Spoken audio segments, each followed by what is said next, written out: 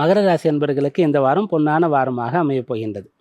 முதல்ல ராசியில் சூரியன் புதன், அதில் புதன்னு சொல்லக்கூடியவர் உங்கள் ராசிக்கு பாக்யாதிபதியாக இருக்கார். பொதுவாக புதன் ராசியில் இருந்தாலும் நல்ல புத்தியை கொடுப்பார், நல்ல வழியில் நடத்துவார். அவர் பாக்யாதிபதியாகவும் இருக்காருன்னு சொல்கிறதுனால பாக்கியமான நிலைக்கு போகணும்னு சொன்னால் என்னெல்லாம் செய்யணும் அப்படின்ற எண்ணங்களை அவர் உங்களுக்கு ஏற்படுத்துவார். அந்த செயலாக்க நீங்கள் முனையும் போது அதை செயல்படுத்தக்கூடிய சக்தியும் வித்தையும் ஒரு தைரியத்தையும் திறமையும் உங்களுக்கு ஏற்படுத்தி கொடுப்பார். இந்த விஷயம் சாதகமாக இருக்கிறது. இந்த ஒரு கிரகநிலையும் சொல்லக்கூடியது இந்த சூரியன் மாதம் முழுக்க இருப்பார். புதன் சொல்லும்போது ஒரு மாதத்திற்குள்ளாக ராசியிலேருந்து அடுத்த ராசிக்கு போகக்கூடிய ஒரு கதியில் இருப்பார். அப்போ இதோடு சேர்ந்து சந்திரனுடைய நிலையை பார்க்கும்போது ராசிக்கு 11ல் சந்திரன் இருந்து வாரம் தொடங்குகின்றது. அதனால் இதுவும் உங்களுக்கு நல்ல சகுனமாகவே இருக்கிறது. ஆக மொத்தம் இந்த வாரம் சாதகமாக இருக்கும். அடுத்ததாக சுக்கிரன், அவர் உங்கள் ராசிக்கு பூர்வ புண்ணிய ஜீவனஸ்தான அதிபதி, முழுமையான யோகாதிபதி.